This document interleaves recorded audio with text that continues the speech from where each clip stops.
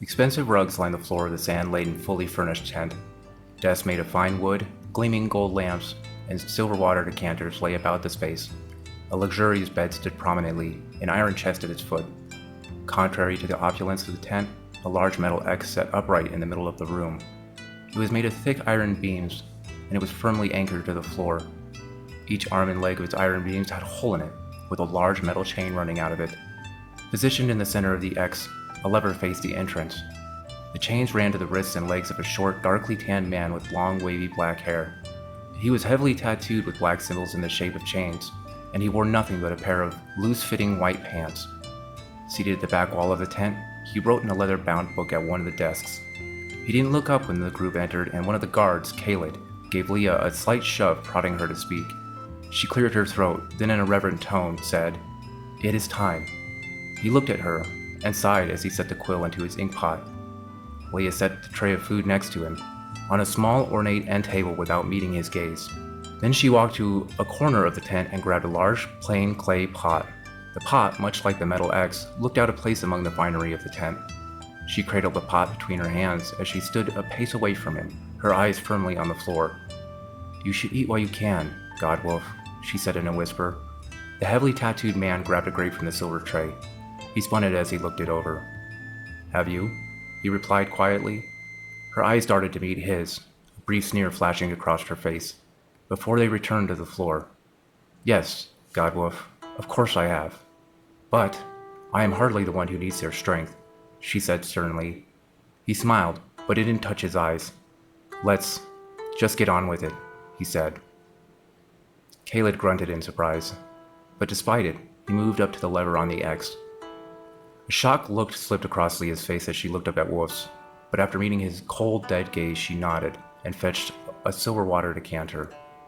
She poured it into the clay pot and mixed it as he stood up from the writing desk, the thick iron chains jingling as he moved. He approached the metal X, aligning his arms and feet with its structure. Leah finished mixing the pot, and as she grabbed a large paintbrush, she nodded to the guard. "Sorry about this, Godwolf," Caled said, a tinge of remorse touching his voice. Wolf met the guard's eyes and nodded. "Trust me, I understand," he replied firmly. Caled pulled the lever. A hurried, horrendously loud clicking sound reverberated throughout the tent as the loose chain links were pulled into the X. Wolf let out an involuntary yelp as he was pulled with the links into the X with a sickening metallic crunch. Born a slave and christened with the name Wolf in the unforgiving fighting pits, his life had been one of hardship mixed with brutality. However, when his latent ender powers had finally manifested, he had been elevated to a status akin to that of a god among his people. Now, he wore chains of a different kind. He found them all to be the same. The chains of slavery, the chains on a fighter in the pit, the chains tattooed across the skin that marked him as an ender, the iron chains on his arms now. Leah grabbed the large clay pot and set it next to the bound wolf. Then she grabbed the chair he had been sitting in. She sat behind him, dipped the brush into the pot, and began to sweep it gently across his back, starting from his left shoulder. The dark ink she used covered his tattoos, sometimes tracing them, but mostly making large circular designs. She finished his back quickly despite her tender touch, and Caled released the lever. Wolf let out a deep breath as if he had been underwater. He turned himself over to face Leah in the chair. She nodded in approval, and the guard pulled the lever again. Once again, he is pulled into the X, and the breath is knocked out of him as he is lifted off the ground. Leah waited a moment, and then began the process again, careful not to look him in the face. He made an effort to stare straight ahead as he let his mind wander. The intricate tattoos that marked him as an ender spread across his body from his left shoulder when he used his power. The more power he used, the more it spread. He knew the legends. When the tattoo spread all the way across his body, that would be it. His life would be forfeit to those very same powers. Against the backdrop of sweeping sand dunes and makeshift tents, the camp was abuzz with a sense of urgency. The distant echoes of battle, clashes still against still, the anguished cries of wounded warriors served as a constant reminder of what was at stake, and the harrowing conflict that raged out there, beyond this tent. Leah stood, her task done. Caled released the lever again, freeing Wolf. The other guard who walked in with Leah left, and Caled moved back to the tent's entrance. Wolf walked to the other side of the X, towards the entrance, and he put his arms out to his sides, posing in a cross. Leah grabbed a vest lined with tiny steel rings and slung it over him. guiding his hands through the armholes. He didn't seem to feel her touch. His eyes were forward, facing the guard Caled, glazed over. She strapped leg armor on him, and then she threw a pair of sandals in front of him. He stepped into them, still looking forward. Silently, she extends her hand towards him, wrist up. Capturing his attention, he mirrors the gesture. She pulled the chain on his wrist tight, then slapped a leather arm protector on him. Then she did the same for the other. He continued to stare straight ahead, his arms held forward, wrists up, as Leah pulled his long black hair back and began braiding it with leather and gold. When she was done, she pulled a full metal face mask from the iron chest. It was a plain thing, undecorated, with 2 leather bands that crisscrossed on the back. She put it on him with all the respect one does a king with his crown. After putting the mask on him, Leah stepped to his right side and turned to face the entrance with him, her hands clasped in front of her. Caled opened the tent's entrance and motioned to the guard outside.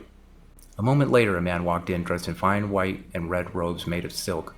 He wore a golden mask in much the same fashion as the one Wolf wore, but jewels lined that golden crest. His armor, too, was akin to Wolf's, with the added exception of gold and jewels. He's accompanied by the guard who previously left. The man with the golden mask nodded at Leah, then at Caled. They both bowed and left without a word spoken. He looked Wolf up and down, appraising him, as Wolf stood with his wrist out. "Can you do this?" he said to Wolf, looking him in the eyes. He didn't respond. "I suppose it doesn't really matter if you can," the man in the golden mask said dryly. He reached into his robes, producing a leather pouch from around his neck. He pulled a large golden key from it and pulled Wolf's wrists roughly towards him. He slapped the key into the iron rings and unlocked them. Then he got on his knees and unlocked Wolf's ankles. Still on his knees, he looked up at Wolf and said in a hushed reverence, "Do what you always do. Protect your people." Wolf met his gaze and finally let his arms drop to his sides. He gave a single nod in affirmation to the man in the gold mask. The man stood and turned, leaving the tent. A moment later, he shouted outside, "To victory!" As the lone guard held the tent flap open, Wolf emerged. A profound hush blanketed the camp, before it erupted into thunderous cheers. The guards who ringed the tent now moved forward, clearing a lane to the front line. A group of Dravia witches started running down the line of guards, screaming, singing, and dancing their way through the onlookers. Wolf didn't need the legends to tell him what he already knew was coming. He didn't mourn his short, tragic life. In a way, he had already lived multiple lives. He was worried for them, though. Despite the adulation he received, he remained a captive in many ways. Today, those chains would be wielded as a weapon. With a determined resolve, Wolf took his first step towards the battlefield. Leah's role in the camp was that of a servant, a position that had brought her into Wolf's life in a unique way. She cared for him, but it was a care born out of necessity rather than affection. Her interactions with Wolf were marked by an unspoken understanding, a bond formed in their shared crucible of an existence. In the beginning, when she had first been assigned to serve the ender known as Wolf, Fear had been her constant companion. His reputation as a fierce warrior had preceded him, and the stories of his brutality in the fighting pit had sent shivers down her spine. But as days turned into weeks and weeks into months, she discovered a different side of the bestial man. He had saved her from the cruel lash of a whip when clumsiness had earned her the wrath of their masters. He had offered her food when her stomach had growled in hunger. She knew better than to mistake these acts of kindness for friendship. Her loyalty to Wolf was a pragmatic one, driven by the survival instincts that had served her well in the unforgiving desert. In this world, trust was a rare, precious commodity, and she had learned to rely on herself above all else. As she watched Wolf head to the battle, her heart heavy with a sense of foreboding, Leah couldn't help but wonder about the man behind the chains. What secrets did he hold? What memories lurked within the depths of his tattooed skin? The brighter symbol that had adorned his left shoulder, when she was near it, seemed to pulse with a life of its own, a testament to the mysteries that surrounded the Enders. The Dravian witches ahead of Wolf started chanting in harmony. Their dances began to synchronize, swaying in time to each other, in an undulating wave, while Wolf slowly trailed behind them. As they reached the front line, a crack like that of a nearby lightning strike tore from the witches' direction, and they lifted their hands towards the sky. The midday sun seemed to intensify at the direction of their outstretched palms, and unearthly spiritual trumpets blared. The Dravian soldiers, upon hearing the trumpets, parted, leaving an opening onto the field of death. The witches filled the gap immediately, and began sprinting towards their enemy. Wolf followed at a slow jog after them. The witches in the back of the group began to fall, exhausted, leaving only the two in the front remaining.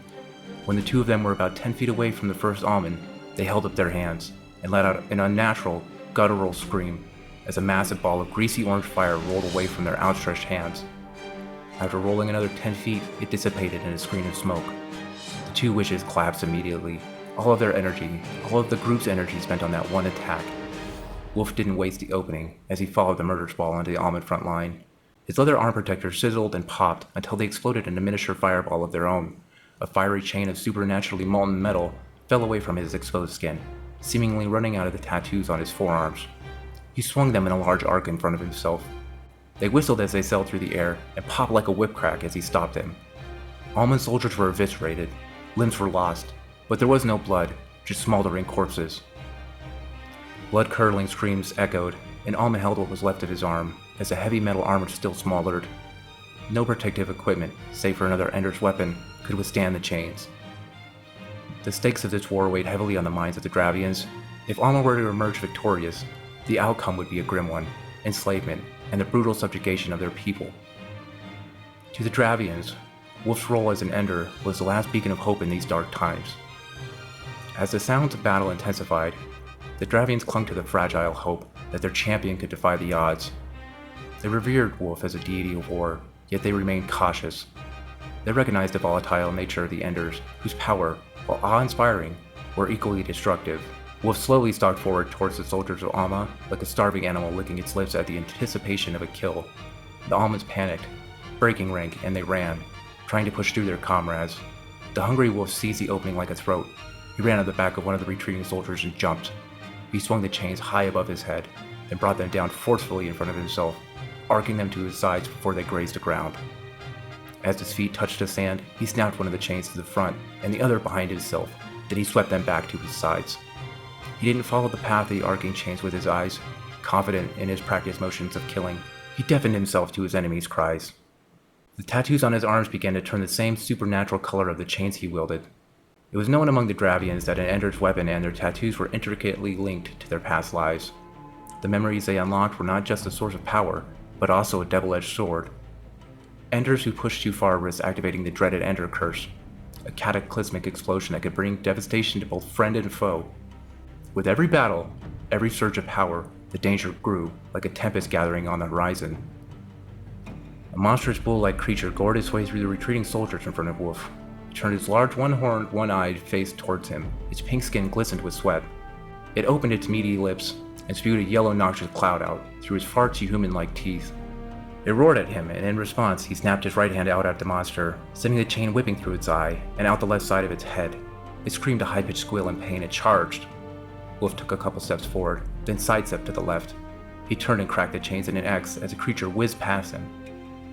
It collapsed in a heap, headless, as he turned back towards the almond force. The poor beast had bought them enough time to regroup. They stood in their standard shield wall formation, spears outstretched awaiting a careless strike. He paced back and forth along the wall, just out of reach of the spears, just out of reach of his chains. Those shields would not save them from him. Those spears, though, complicated his task. Adding to the difficulty, the almas now appeared somewhat more confident than they had just moments earlier. As the sun cast long shadows over the field, Wolf stilled himself. He knew the risks, understood the consequences, and yet he pressed on. He was a symbol of defiance, a living embodiment of hope in the face of his countrymen's despair. As the sun reached its zenith, the almond force had closed around Wolf. In an attempt to catch up to him, the Dravian soldiers desperately tried to push forward into the breach he had created. Almond shield formed a wall around him, spear tips aimed at his arms and legs as he continued to pace. A palpable tension radiated from the men. Wolf broke it by taking a final, deep, contemplative breath. The metal barbs sprung toward him. He deftly danced between the spears, making his way towards the group of soldiers behind him, the group that separated him from his countrymen. He coiled the chains around his arms as he moved, smacking the spear shafts in between wrapping the links around his forearms, careful not to touch his face in the process. Only his arms were immune to the Ender weapon, and he didn't want to ruin what little protection the steel mass offered. As he closed the distance between him and them, some of the almonds faltered again and panicked into the rushing Dravian forces. Others remembered their training though. They dropped their shields and destroyed spears as they drew the short swords on their hips. They attempted to encircle him once more, trying to capitalize on the tight quarters he had willingly provided them. But he lashed out, striking their swords away with coiled chains like an animal cornered. Some of the strikes found purchase between the coils on his arms as he deflected the blows. The almond swords began to glow a hellish reddish orange. Blood and molten metal splattered the sands in the flurry, neither group wanting to relinquish an inch, for it meant death. Wolf's memories of this unforgiving land were etched into the very core of his being, intertwined with the memories of his past lives. As he stepped closer to death, he felt the weight of those memories pressing upon him, urging him onward. The chains that adorned his arms rattled softly, as if in anticipation of the battle still to come. The briar symbol on his shoulder flared to life. It pulsed with a quiet energy, a promise of the sweet power that it carried with it. As it melted through the concealing ink, then through his protective vest, the chains across his body lit up like the coals of a smith's furnace. The thick concealing ink billowed off of him in a black cloud like steam from water dropped on a red-hot stone. The vest fell off of him, completely slagged. His sandals melted into a pool. His shin armor warped in spots and his pants threatened to split. The only thing that remained unmarred was the mask. He didn't notice. One of the almonds, shocked at the sudden transformation, dropped his guard and Wolf pounced, striking the poor man straight in the face with his chain-wrapped right hand. He averted his eyes as he pulled his hand back as fast as he could. It came free easily with a sickening plop noise. He used the opportunity to try and shake the coiled chains loose on that arm as he relaxed his grip on the chain. The almonds took a second to decide if this fight was one they needed, as the scrambling Dravians closed on their flank. Wolf knew he didn't have a choice but to press them now, before he took a spear to the back. He lashed his right arm out, freeing the chain. It spun in a spiral in front of his outstretched palm. He swept it sideways, cutting down 2 of the 3 men to his right. The 3 to his left acted as if they would strike out, but he raised his left hand defensively, and they balked. The surviving man on his right didn't wait. He dipped under the chain and sprung forward like a snake, his short sword clenched tight in a thrust. Wolf, his attention divided, dodged a blow a little too late. The sharpened metal skimmed across the exposed surface of his ribcage, leaving a profuse gash. Wolf growled and dropped his arm, hitting the man on the crown of his head with his elbow, making him stumble forward onto his knees. A sharp pain raced through his right arm as the sensation of knocking his elbow against a metal helm traced its way up. He shook his left hand free of the coils as he turned in place, lifting and spinning the chain on his right arm. One of the men, still standing off to his right now, let out a shrill cry, and he threw the short sword at Wolf, who blocked it deftly with his left arm. The man didn't wait to see if the sword made contact before he turned and ran towards the almond camp. Wolf ceased spinning the chain, allowing its momentum to ensnare the fleeing soldier. He screamed in pain as the chain seared everything it touched, melting through flesh and metal alike. The scream was silenced quickly as Wolf pulled the chain tight. The group of almonds that had been pressing his back watched as the man fell apart, unable to do anything for him. They stopped abruptly, queasy at the sight. Wolf understood the feeling. He was sick with the visceral horror of it all once before, a lifetime ago.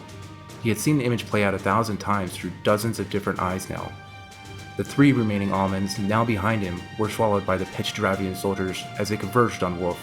The cacophony of war echoed through the desert, a restless chaos that gripped him like a siren song. Each step he took brought him closer to the heart of the conflict. Amidst a sea of combatants, Wolf was a solitary figure, his chains and the briar symbol on his shoulder marking him with a radiant orange light. Lilandra, a young witch from the nomadic tribe of Isla Roar, watched the conflict unfold with a mixture of awe and trepidation. She watched from the back lines, recovering her strength, resting after her summons. Her keen eyes took in the intricate dance of combat, the interplay of strategy, and the chaos that defined this theater of war. She knew that the fate of nations hung in the balance, and the outcome of this day would reverberate through history like an echoing thunderclap. For Lilandra, this was not just a battle, it was a chance to test her abilities as a witch. Her lithe frame belied the immense power she possessed. The desert winds whispered secrets to her, and the very sand seemed to respond to her command. With a wave of her hand, she could call forth the elements, shaping them into deadly weapons or protective barriers. She was the strongest of her tribe, but she knew she wasn't the strongest witch of this wartime conclave. She was eager to test her skills against the ones in Alma who called themselves mages, a sacred title among Dravia.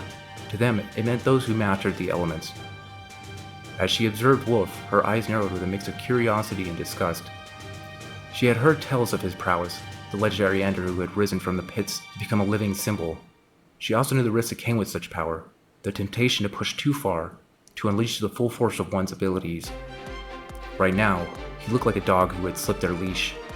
The battle raged, an unyielding tempest of violence and desperation. With each passing moment, the sand shifted, and the outcome remained uncertain. Wolf, his chains in motion, wove a lethal tapestry of strikes and counterattacks. His movements were at first a delicate balance between restraint and carelessness. Now, exhaustion setting in, his movements were slowed. He erratically pushed deeper into the enemy line. As the sun cast long looming shadows on the horizon, the ender lit up like a beacon, drawing the eyes of friend and foe. as he crashed once again into the almond line. Belander watched horrified. Is he insane? Does he want to die? She said in a disgruntled whisper as she pulled her long black hair back. She donned her mystic's veil, covering her face in a colorful purple shawl, the color of her tribe, Isla Roar. She took a couple deep breaths, hoping that her strength had returned. Then she stood,